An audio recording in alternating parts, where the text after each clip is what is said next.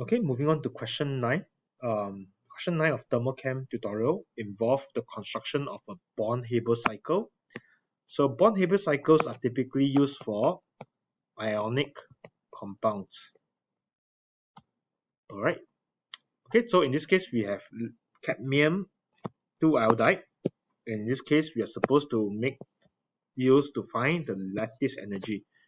So recall what is the lattice energy definition. Lattice energy definition is the energy released when 1 mole of solid ionic compound, so in this case cadmium iodide, it's formed from its constituent gaseous ions. So what are the ions that form cadmium iodide? Cadmium 2 plus, and because it's gaseous ions, so cadmium 2 plus gas plus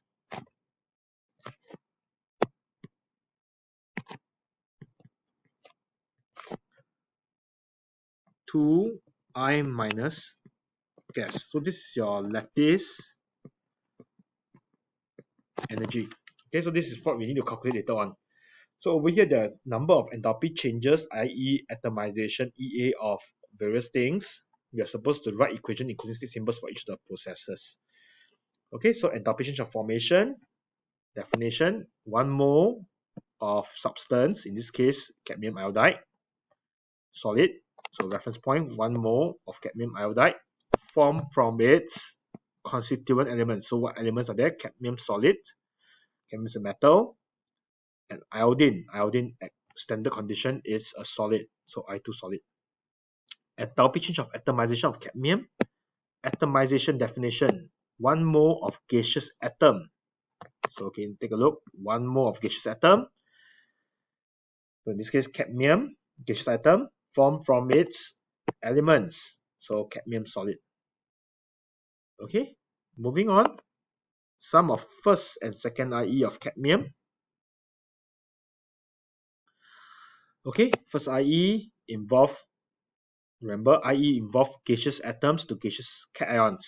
So losing electrons, right? So in this case, first and second IE will involve cadmium atom, gaseous atom, forming cadmium 2 plus gaseous ions with 2 moles of electrons, because you are removing the first mole of electrons as well as the second mole of electrons. So in total, you're removing 2 moles of electrons and you form cadmium 2 plus. Okay, same thing, atomization of iodine. Definition, 1 mole of gaseous iodine atom formed from its elements. So in this case, 1 iodine atom, gaseous atom, is formed from I2, which is the element. I2 is a solid, but in this case, we only need 1 iodine atom, so we need to halve it, okay, in order to balance the equation. Okay, so 1 mole of gaseous iodine atom formed from its element. Element is I2 solid, so we only need half a mole of I2 solid.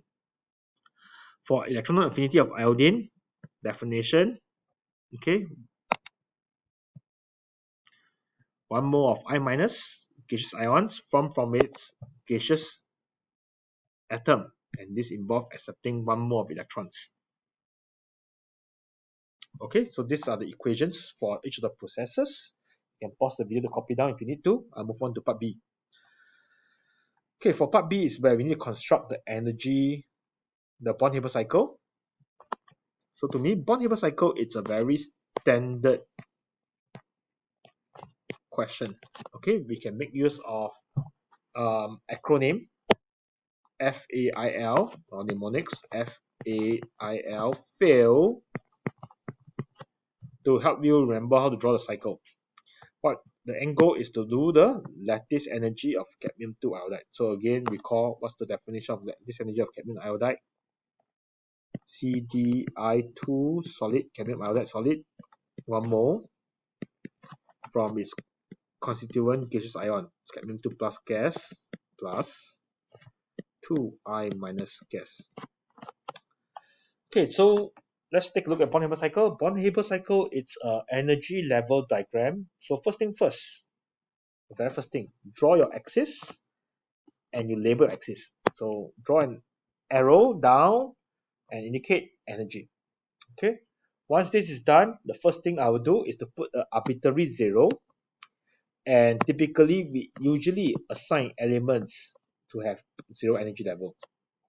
So what are the elements that form cadmium iodide? It's your cadmium solid and iodine solid. Okay, so elements done. The question now next is we make use of the mnemonics FAIL. So F stands for formation. So cadmium solid and iodine solid will form cadmium iodide, CdI2 solid. This process, 1 mole of cadmium iodide solid formed from its element. This is your formation. Okay, so formation. So over here I've indicated formation symbol. Alright, but in actual fact, in your energy cycle, you just have to indicate the values, -201. Okay, so this is my first thing, F. Done with F, I move on to A. A, in this case, the mnemonic stands for atomization. So in the process of atomization, basically the whole idea is to get gaseous atoms. So I can consider a stepwise approach, consider converting all my metal to a gaseous atom first, then followed by my non-metal to gaseous atoms. So cadmium solid to cadmium gas. So take a look, cadmium solid to cadmium gas. So enthalpy change of atomization of cadmium, 113, right? And then iodine solid remains the same.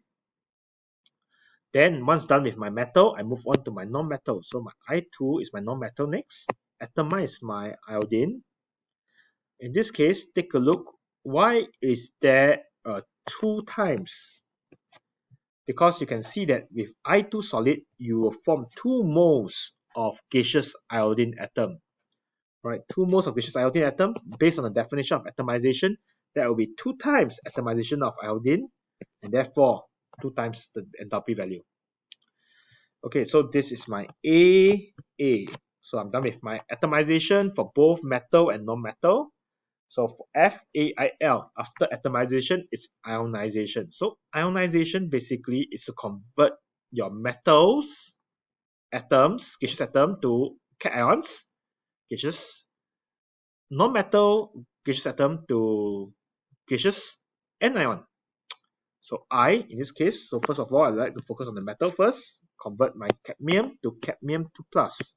That's basically your first IE and second IE given to you as 2490. So you can take a look. Let me use a different color. Let's use green now. So you see the cadmium from gas becoming cadmium 2 plus gas plus 2 electrons. And of course, there's no change to your iodine gaseous atom, so just copy it directly up. Alright. Then once you're done with your metal cations, now we need to use these electrons and the non-metal gaseous atom to form my anions, and this corresponds to the EA. Alright, definition of EA. So forming your gaseous anion. Okay, so this involves 2 moles of gaseous anions formed, so 2 times of your first EA of iodine. Okay, so with this done, I'm done with my I. I have all my gaseous atoms.